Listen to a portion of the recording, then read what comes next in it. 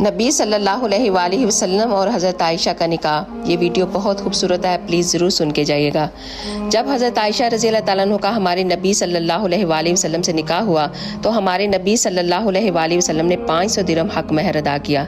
निकाह के 3 साल तक आप अपने मैके में रहीं। 3 साल बाद आपकी रुखसती हुई। जब आप हमारे नबी सल्लल्लाहु अलैहि वसल्लम के घर तशरीफ़ लाईं तो उस वक़्त हमारे नबी के घर में आपकी ज़ियाफ़त के लिए सवाए एक प्याले दूध के और कुछ भी नहीं था, जिसे आप सल्लल्लाहु अलैहि वसल्लम ने भी नोश फरमाया और हज़रत आयशा ने भी पिया।